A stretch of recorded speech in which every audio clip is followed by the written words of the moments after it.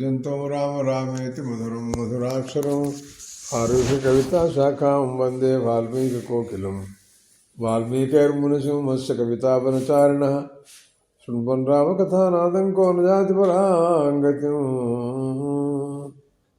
వైదేహీ సహితం సురద్రుమతలే హైవే మహామంటపే మధ్యే పుష్పకమాసనే మణిమయే వీరాసనే సుస్థితం అగ్రే వాచయతి ప్రభంజనసుతే తత్వం మునిభ్యః పరం వ్యాఖ్యాతం భరతాదిభిః పరివృతం రామం భజే శ్యామలం వామే భూమిసుత పురశ్చ హనుమాన్ పశ్చాత్ సుమిత్రాసుతః శత్రుఘ్నో భరతశ్చ పార్శ్వదళయోర్వాయువాదికోణేషు చ సుగ్రీవశ్చ విభీషణశ్చ యువరాట్ తారాసుతో జాంబవాన్ మధ్యే నీలసరోజకోమలరుచం రామం భజే శ్యామలం మాతా రామో మత్పితా రామభద్ర భ్రాతా రామో మత్సఖా రాఘవేశः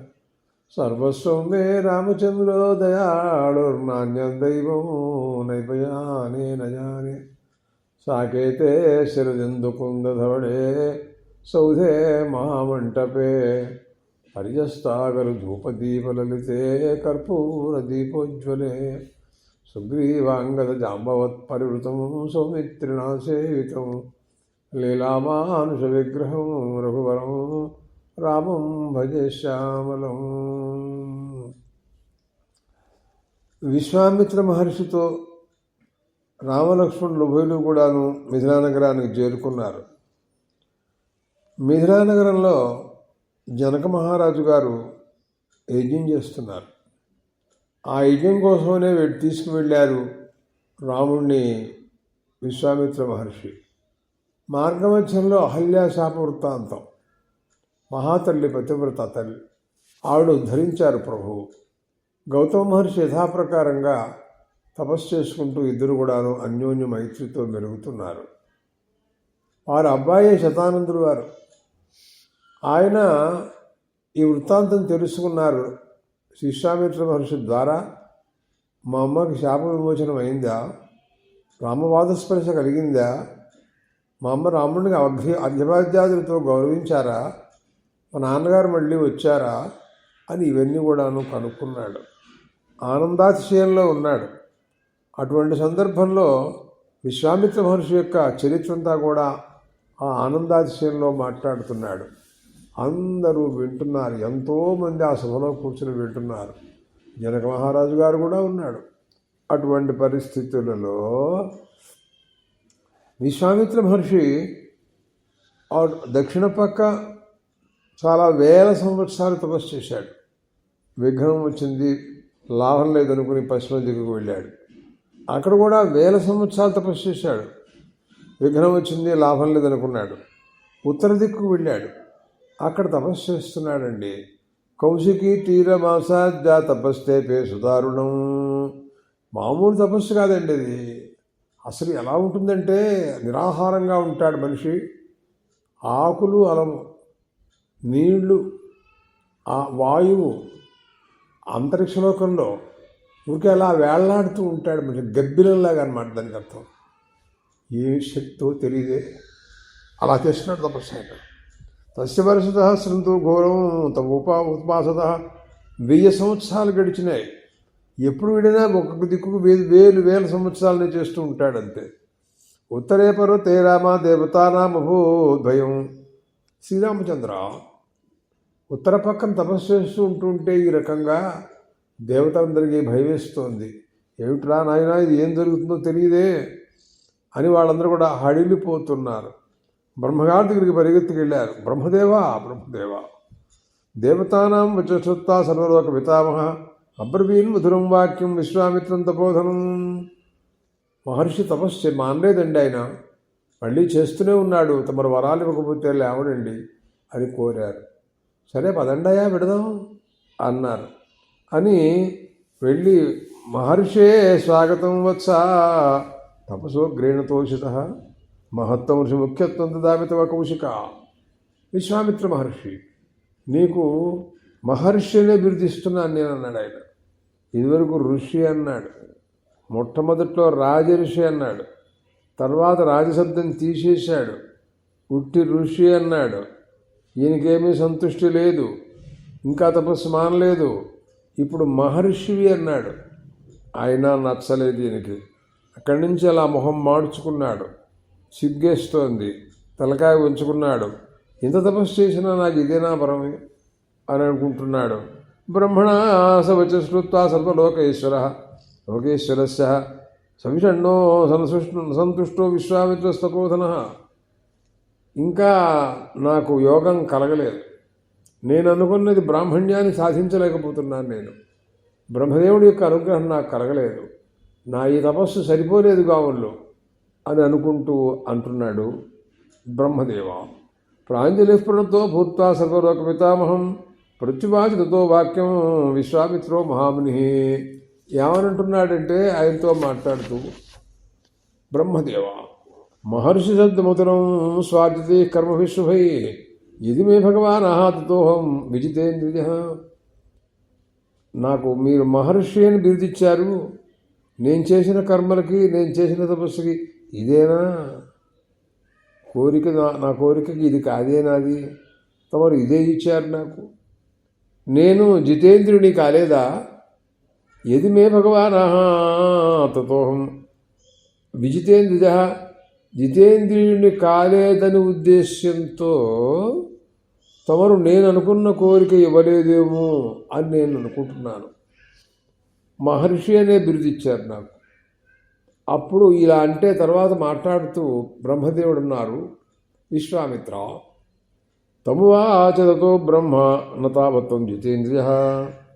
ఇదిగో నువ్వు ఇంతవరకు జితేంద్రియువు కాలేదు. అబ్బా, ఎన్ని వేల సంవత్సరాలు తపస్సు చేశాడో తెలియదే. యతస్వమునిసాద్వులాయిత్యుక్త దివంగత. ఇంకా ప్రయత్నం చేస్తూ ఉండో, తపస్సు చేస్తూ ఉండో అని అంతర్ధానం అయిపోయినాడు బ్రహ్మ. అరే చాలేదు మన తపస్సు అనుకున్నాడు. ఉపస్థితేషు విపరిస్థితేషు దేవేషు విశ్వామిత్రో మహాముని ఊర్ధ్వబాహుర్నిరాలంబా వాయుభక్షశ్చ తపశ్చరన్ను. ఊర్ధ్వబాహు చేతులు పైకెత్తేశాడు, ఒంటికాలతో నుంచున్నాడు, ఆహారం లేదు, వాయువు మాత్రం తీసుకుంటున్నాడు ఆహారం, ప్రాణనిరోధం చేశాడు. ఏమిటో తెలియట్లేదు. వేసవికాలంలో పంచాగ్ని మధ్యలో తపస్సు చేస్తున్నాడండి. చుట్టూరా 4 అగ్నులు, 5 అగ్నులు, పైన సూర్యుడు మంట మండిపోతున్నాడు, మధ్యవన్నీ జ్వలిస్తున్నాయి. అంత మంటల్లో మధ్యలో నుంచుంటాడు, తపస్సు చేస్తూ ఉంటాడు.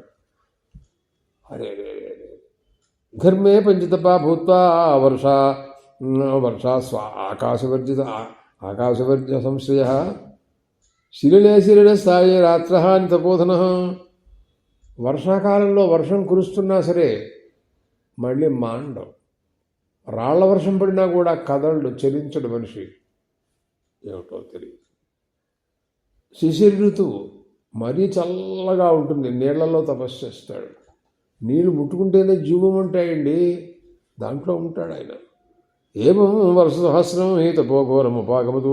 1000 సంవత్సరాలు తపస్సు చేశాడండి ఇట్లా. మళ్ళీ తస్మిన్ సంతప్తిమానేది విశ్వామిత్రే మహామునో సంభ్రమస్సు మహానాసీతు సురాణం వాసవస్య. మళ్ళీ అక్కడి నుంచి ఆ దేవతలందరికీ హడ్లిపోతున్నారు. ఎందుకు చేస్తున్నాడో తెలియదండి. ఇప్పటికి ఎన్ని 1000 సంవత్సరాలు గడిచిపోయినాయో తపస్సులో చెప్పలేమే మనం. మళ్ళీ బ్రహ్మదేవుడు మొన్నే మహర్షి అన్నారు. మొట్టమొదట్లో 1000 సంవత్సరాలు తపస్సు చేస్తే రాజర్షి అన్నాడు. అంతకుముందు తపస్సు చేస్తే శంకరుడు ప్రత్యక్షమై సమస్తమైనటువంటి ధనుర్విద్యలన్నీ ఇచ్చాడు. అవన్నీ కూడాను ఆ బ్రహ్మదండం మింగేసింది వశిష్ఠ మహర్షి దగ్గర. అదంతా ఉపయోగించలేదు. మళ్ళీ తపస్సు చేశాడు. రాజర్షి అన్నాడు, 1000 సంవత్సరాలు మామూలు కాదు, నాకు నచ్చలేదన్నాడు. మళ్ళీ 1000 సంవత్సరాలు తపస్సు చేశాడు. నువ్వు ఋషివైనావన్నాడు. మళ్ళీ 1000 సంవత్సరాలు తపస్సు చేశాడు. నువ్వు మహర్షివైనావన్నాడు. అయినా సంతృప్తి లేదు ఆయన. ఇప్పుడు ఏం చేయాలో తెలియట్లేదు. దేవేంద్రుడు పని చేద్దాం, ఇతని యొక్క ధోరణి ఏమిటో చూద్దాం మనం అని రంభని పిలిచాడు. నువ్వు వెళ్ళి ఒకసారి ఆయన సంగతి ఏంటో చూసి రమ్మన్నాడు. అమ్మమ్మ కొంప తీసేసాడు. ఇప్పుడు మళ్ళీ రంభామప్సరసం శక్రా సహసర్వైరు మరుద్గణై, మరుద్గణాలతో పాటు రంభాదేవిని పంపించేశారు. అప్సర స్త్రీ ఆమె. ఉవాచాత్మహితం వాక్యం అహితం కౌశికస్య.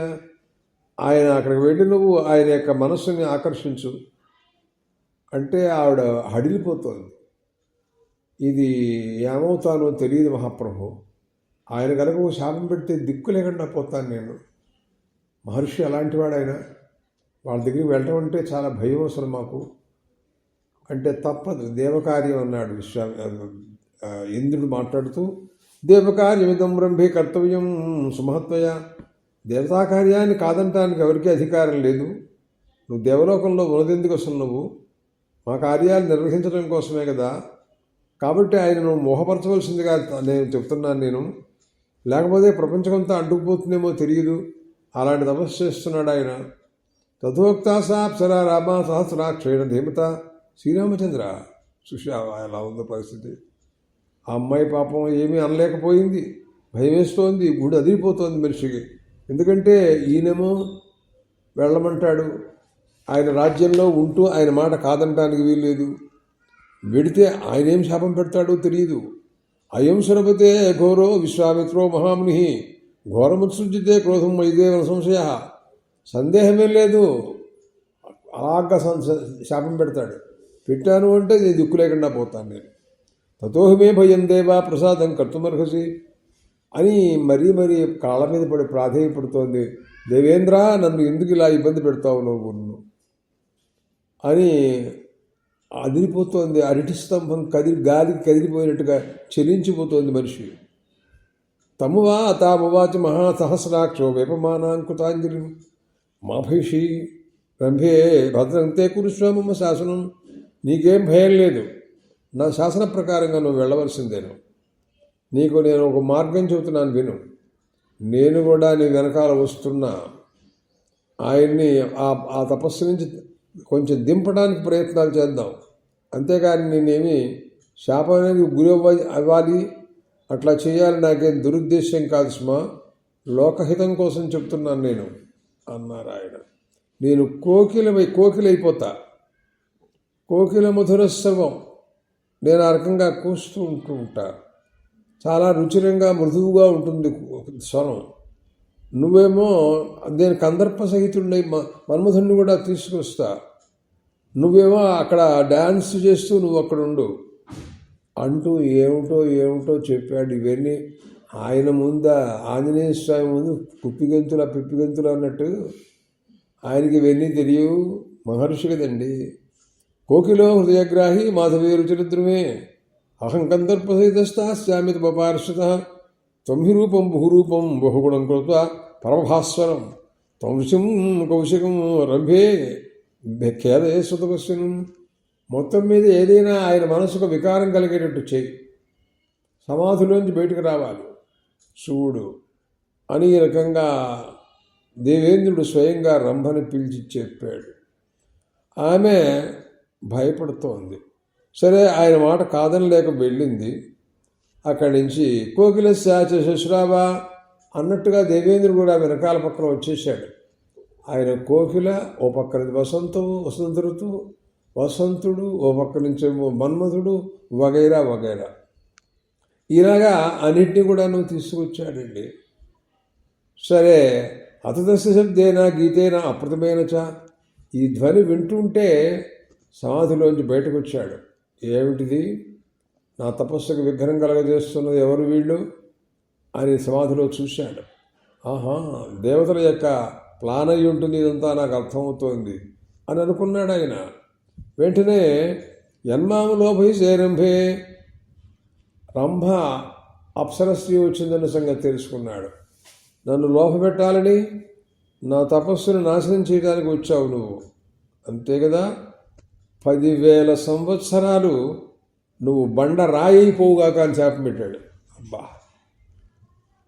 అరే బండ రాయ. వెంటనే పశ్చాత్తాపం కలిగింది. అంటే మార్పు వస్తోంది మనుషులు. 1000 సంవత్సరాలు తపస్సు చేయగా ఈ రోజున క్రోధం పోకపోయినా, క్రోధం ఉన్నా మనం క్రుద్ధులమైన కోపం అనేటటువంటిది పరమ దరిద్రమైనది. కామయేష క్రోధయేష రజోగుణ సముద్భవ మహాశనో మహాపాప్మా విద్యను వైరిణం అన్నాడు కృష్ణ పరమాత్మ మాట్లాడుతూ.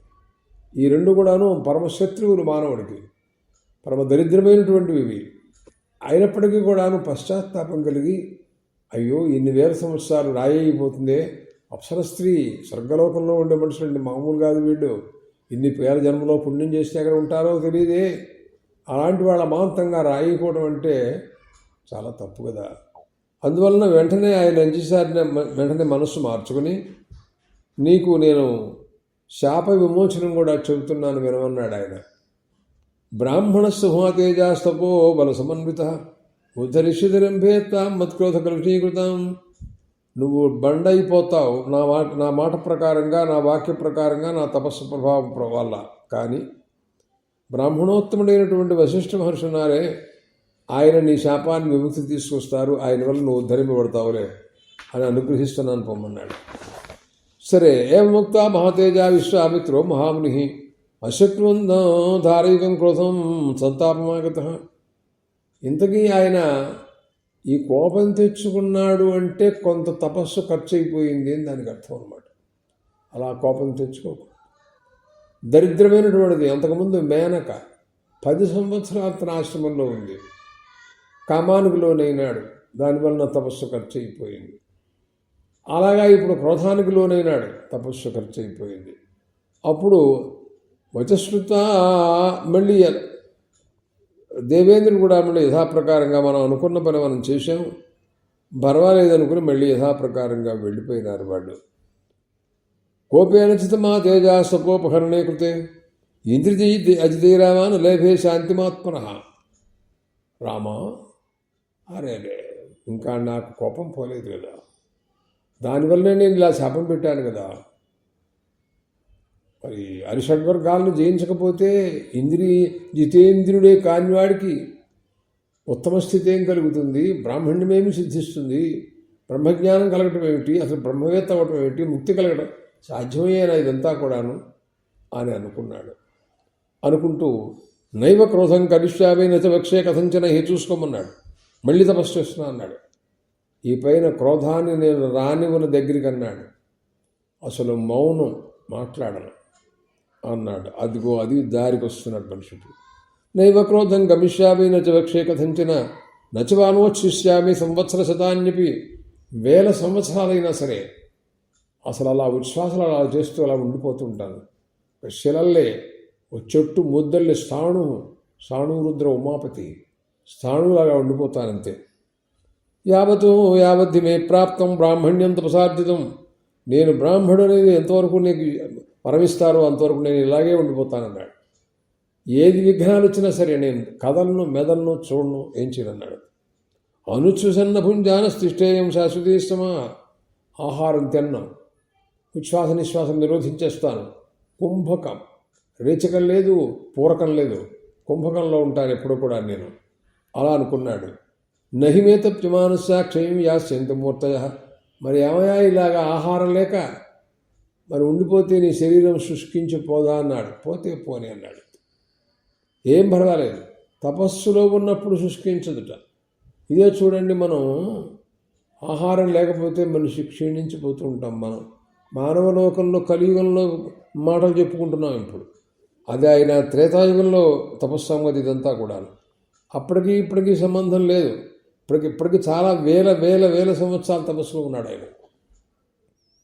అంటే తపస్సులో సమాధిలో ఉన్నవాడికి శరీరం అలా శుష్కించడం అనేది ఉంటుంది, కానీ ప్రాణం పోదు.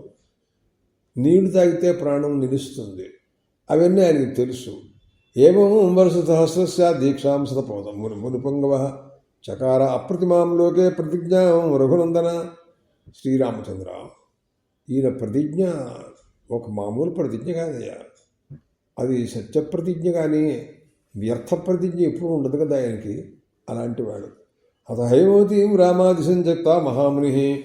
సరే, లాభం లేదనుకున్నాడండి. ఈ దిక్కులో కూడా నాకు రంభ కోపము ఇవన్నీ పోలేదు. ప్రాగ్దిక్కుకు పెడతాను, అక్కడ ఏమైనా నాకు అనుకూలిస్తుందేమో ఆ దిక్కు. దక్షిణ దిక్కు ఉపయోగించలేదు, అక్కడ అనవసరంగా లేనిపోయింది ఆ మహారాజు గారికి యజ్ఞం చేయించడం, చండాల వ్యవహారం అంతా వచ్చింది. త్రిశంకువు దంతరాడే దిష్ట అది అయిపోయింది. పశ్చిమ దిక్కుకు వెళ్ళాడు, అక్కడ కూడా విగ్రహం వచ్చింది, మేనక వచ్చింది. మళ్ళీ ఉత్తర దిక్కుకు వచ్చాడు, రంభను పంపించారు వాళ్ళు. నేను ప్రాగ్దిక్కు గడుతున్నాను ఇప్పుడు అన్నాడు. పూర్వాన్ దిశమున ప్రాప్య తపస్తే పేసుదారుణం. మౌనం, ఇంకా మాట లేదు, ఆహారం లేదు, ఉచ్ఛ్వాస నిశ్వాసాలు లేవు, అన్నీ కుంభకంలో ఉన్నాడు మనిషి. మౌనం వర్ష సహస్రస్య కృత్వా వ్రతమనుత్తమం. 1000 సంవత్సరాలు తపస్సు చేస్తున్నాడు. చకార అప్రతిమం రామ తప పరమదుష్కరం. ఎవరు ఇంతవరకు చేయలేదయ్యా. పూర్ణే వర్ష సహస్రేతు కాష్ఠభూతం మహాముని. అబ్బా, కొయ్యల్లే ఉన్నాడు మనిషి అంతే, కదలడు మెదలడు అట, కాష్ఠమౌనం అలా ఉండిపోతున్నాడు అనమాట. విఘ్నేర్ బహువినాధూతం క్రోధో నా అంతరమావిశదు. మధ్యలో అనేక విఘ్నాలు వచ్చినాయి, చలించలేదు, కదలలేదు, చూడలేదు, విషయం దాని గురించి పట్టించుకోలేదు. సకృత్వానిశ్చయం రామాతపాతిష్ఠత బియ్యం. శ్రీరామచంద్ర ఆ తపస్సు చేస్తూనే ఉన్నాడు ఆయన. తస్య వర్షత శ్రేయసో వృతే పూర్ణే మహావృత భోక్తుమారధ్వానన్నం తస్మిన్ కాలే రఘుత్తమ. దేవతలకు మళ్ళీ అనుమానం తగిలింది. ఏమిటి ఇప్పుడు పరిస్థితి? కొన్ని 1000 సంవత్సరాలు అయిపోయింది, మళ్ళీ మనం రంభను పంపించిన తర్వాత కూడా 1000 సంవత్సరాల తపస్సులో ఉన్నాడు ఈయన. మరి క్రోధం పోయిందా? ఇంకా కోపంతోనే ఉన్నాడా? తెలుసుకుందామని బుద్ధి పుట్టింది దేవేంద్రుడికి. ఒక రోజున సమాధిలోంచి వచ్చి ఆహారం తినడానికి పూనుకుని కూర్చున్నాడు. వెంటనే ఒక బ్రాహ్మణ వేషంలో దేవేంద్రుడు వచ్చాడు. ఆకలి, నా ప్రాణం పోతుంది అన్నాడు. వెంటనే అన్నం అంతా ఇచ్చేసేసాడు. తను ఊరుకున్నాడు. అంటే ఆ సమయంలో మరి నాకు ఇప్పుడే కదా నేను తిందాం అనుకుంటున్నాను, ఇలా చేశావని వాడిని శపించడం కానీ కోపగించడం కానీ చేయాలి కదా. ఏమీ లేదు. రంతిదేవుడు కథ లాంటిది. ఆహా, వాడు కూడా అలాంటి వాడు. ఎన్నిసార్లు తిందామని ప్రారంభించినా కూడా ఎవరొస్తే వాడికి ఇచ్చేస్తాడంత. ఏం మాట్లాడు, కోపగించుకోడు, శాంతగుణం అదనమాట. శాంతో దాంతో ఉపరతిస్థితిక్ష సమాహిత శ్రద్ధావిత్వ భూత్వ ఆత్మన్యేవాత్మానం పశ్చేత్ అంటుంది బృహదారణ్యోపనిషత్తు. శమధమాది సాధన సంపత్తి ఉండాలి, అది లేనిదే ఆత్మజ్ఞానం కలగదే. శాంతో దాంతో ఉపరతిస్థితిక్ష సమాహిత శ్రద్ధావిత్వ భూత్వ ఆత్మన్యేవాత్మానం పశ్చేత్. కాబట్టి అలాంటి శాంతి దాంతి గుణములు ఉన్నాయి చూసారా, అవి చాలా ఉపకరిస్తాయి. కాబట్టి దేవేంద్రుడు బ్రాహ్మణ వేషం వేసుకొచ్చి అడిగాడు, నాకు ఆకలి అవుతుంది, అన్నం పెట్టమని. వెంటనే అంతా ఇచ్చేసాడు. ఓహో, క్రోధం పోయింది ఈయనకి అనుకుని నిర్ణయించుకున్నాడు దేవేంద్రుడు. ఇప్పుడు తస్మీదత్వాత్ దాసిద్ధం సర్వం విప్రాయ నిశ్చిత నిశేషితే నే భగవాన్ అభుక్త ఇవ మహాతపా. ఆ తర్వాత అన్నం తిందామని అనిపించడం, ఇంకా మానేశాడు ఆయన. తిందాం అనుకున్నాడు, పెట్టేశాడు, మళ్ళీ మానేశాడు. నకించదపి విప్రం మౌనం వ్రతం ఉపస్థిత. ఏమీ మాట్లాడలేదు. ఏమయ్యా, తినక ఇవాళే తిందాం అనుకుంటే ఇప్పుడు నువ్వు రావాలటయ్యా అని కానీ మరోటి కానీ అసలు మాట లేదు. అన్నం ఇచ్చేశాడు, మళ్ళీ సమాధిలో కూర్చున్నాడు అంతే మనిషి. అరే మళ్ళీ ప్రారంభించాడు. మళ్ళీ 1000 సంవత్సరాలు నడిచింది. అథవర్షదహస్రం వేనోచ్చుసత్ పునిపుంగవ. 1000 సంవత్సరాలు మళ్ళీ నడిచినాయి. ఉచ్ఛ్వాస నిశ్వాసాలు లేవండి, మాట లేదు, ఆహారం లేదు, కొయ్యి బారిపోయినాడు, కదలడు మనిషి, మెదడు. తస్య అనుచ్ఛ్వసమానుష్ఠా మూర్తి ధూమ్నో జాయత. ఆయన శిరస్సులోంచి ధూమం బయలుదేరుతోంది, పొగలంటుకుంటున్నాయి. తైలోక్యమేన సంభ్రాంతం ఆదీపితమభవతు. ముల్లోకాలు వ్యాపించిపోయింది పొగ. దేవుంట్రా ఎక్కడి నుంచి వస్తుందో తెలియట్లేదే ఇది. తపోగ్ని, ఆ అగ్ని జ్వాలలు, అగ్ని ధూమం ప్రపంచమంతా కూడా వ్యాపించిపోయింది. దేవతలందరూ గడగడలాడిపోతున్నారు. కొమ్మలను ఎండుకుపోతాయేమో ఏమిటో తెలియట్లేదు. తతో దేవాశ్చ గంధర్వా పన్నగాసుర రాక్షస మోహితాస్తేజసా దుష్టాతపుసా మందరశ్వయ. దేవతలు, గంధర్వులు, కిందలు, కింపురుషులు అందరూ కూడాను ముగ్ధులైపోయినారు. ఏమిటో తెలియట్లేదు, బయటికి వెళదామంటే మీకు కనపట్టలేదు, అంతా ధూమాక్రాంతమైపోయింది. మనుషులందరూ కూడా నిస్తేజస్కులైపోతున్నారంతే, ఒకటే గుర్తు. కశ్మీరోపహత సర్వే పితామహతాపురన్ను. అందరి మనసులను మారిపోయినాయి, ఏం తోచట్లేదు. బ్రహ్మదేవా బ్రహ్మదేవా అని మన దగ్గరికి వెళ్ళారు. బహువికారణే దేవా విశ్వామిత్రో మహాముని లోభిత క్రోధితశ్చైవ తపసాచాభివర్ధతే. మహాప్రభో, తమరు ఎన్నిసార్లు వరాలు ఇచ్చినా కూడా సంతృప్తి పట్టలేదు ఆయన. ఇప్పటికి ఎన్ని వేల సంవత్సరాల మట్టి తపస్సు చేస్తున్నాడో చెప్పలేం మనం.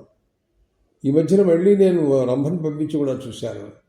మళ్ళీ నేనే బ్రాహ్మణ వేషం వేసి అన్నం కూడా అడిగాను. ఆయన మొత్తం మీద ఆ క్రోధం పోయినట్టే అనిపిస్తుందండి.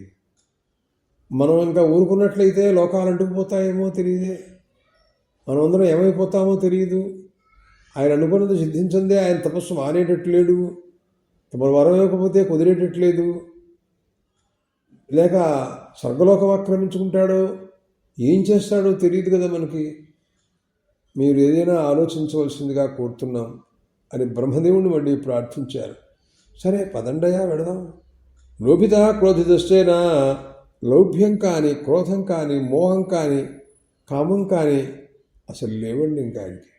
అబ్బా, హరిషద్వర్గాలు జయించాడనమాట మనిషి, జితేంద్రియుడైనాడనమాట ఇప్పుడు. ఆహా, నహ్యస్య అర్జునం కించిత్ విదశతే సూక్ష్మోప్యుత.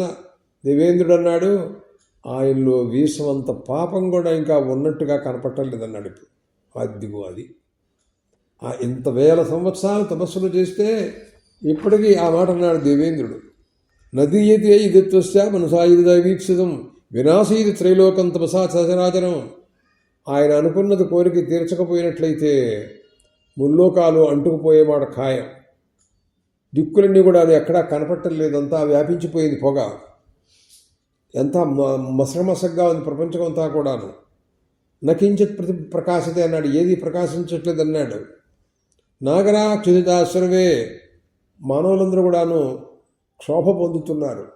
ఇదేమిట్రా, ఏమైపోతామో తెలియదే, ఊపిరాటం లేదే, చచ్చిపోతామేమో భయం వేస్తోంది. ఓ మా నాయన, అలాంటి పరిస్థితి వచ్చేసింది. పర్వతాలు కదులుతున్నాయి చూడండి, పర్వతాలు కదులుతున్నాయి, ముక్కలైపోతున్నాయి పర్వతాలు కొన్ని చోట్ల. పృథివీ ఒక బీటేసింది ఈ మూల నుంచి ఆ మూలకి.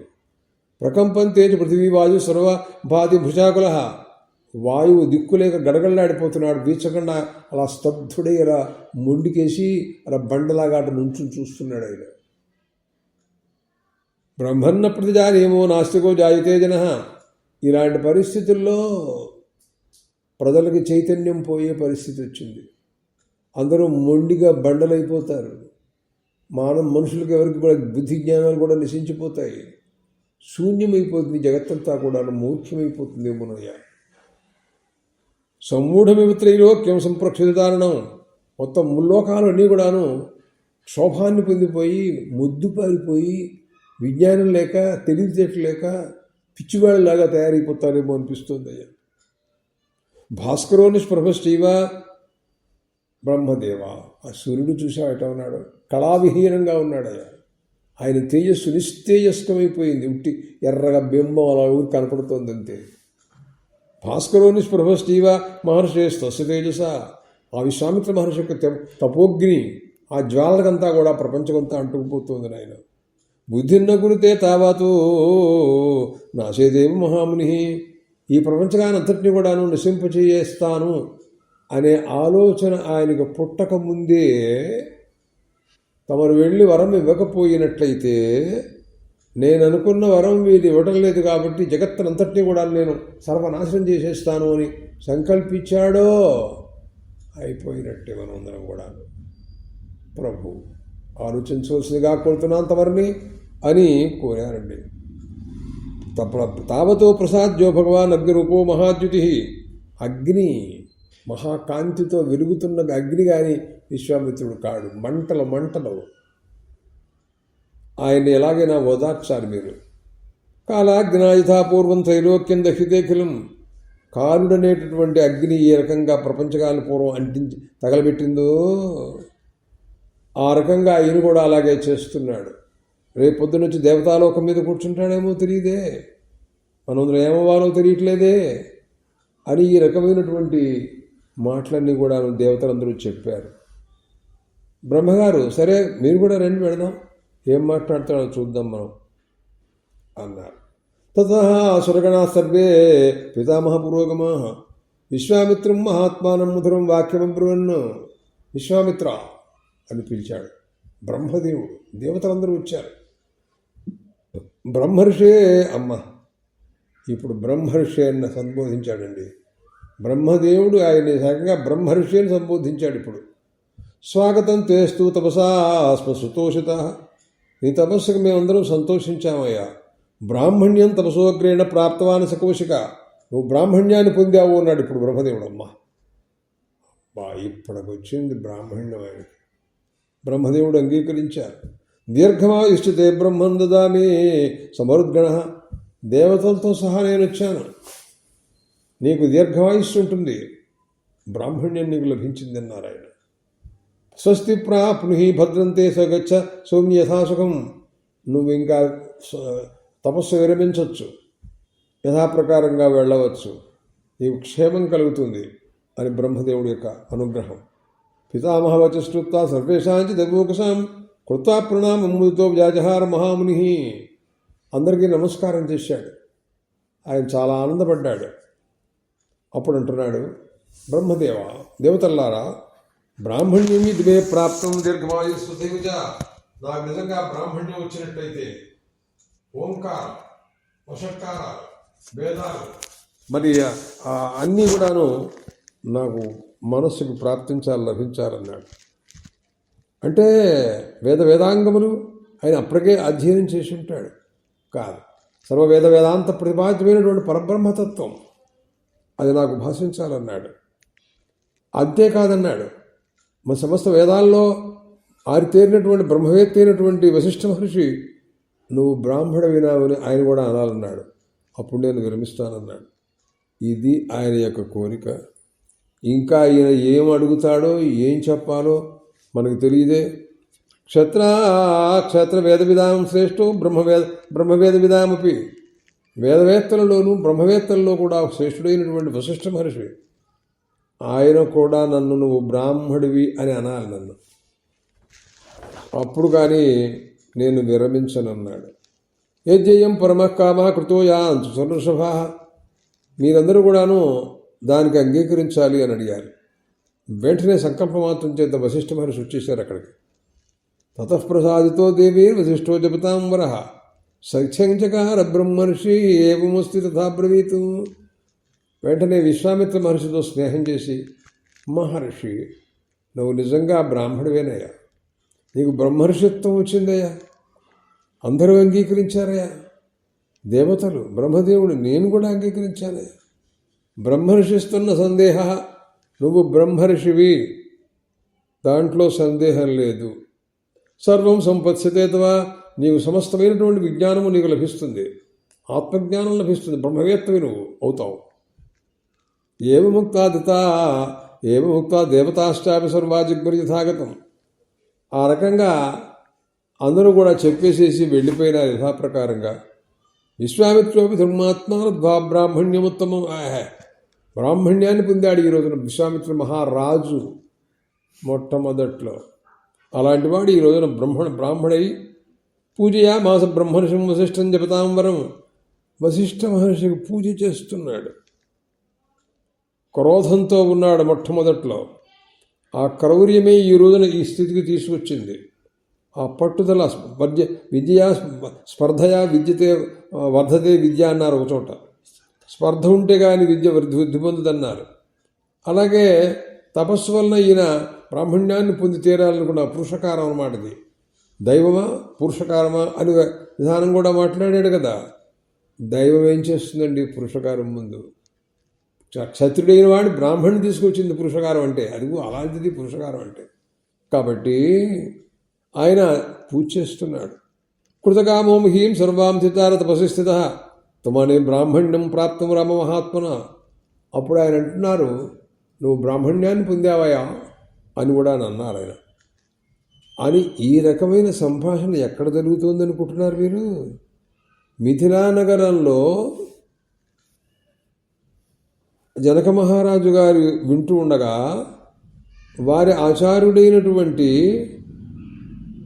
శతానందుల వారు వాళ్ళ అమ్మ వాళ్ళ నాన్న మళ్ళీ తిరిగి రామానుగ్రహం చేత శాప విముక్తులై మామూలుగా ఉన్నారని ఆనందాతిశయంలో ఇదంతా విశ్వామిత్ర మహర్షి చేసిన ఉపకారమని ఆయన యొక్క జన్మవృత్తాంతం అంతా కూడా మిథిలానగరంలో సదస్సులో చెబుతున్నాడు శతానందుడు గారు.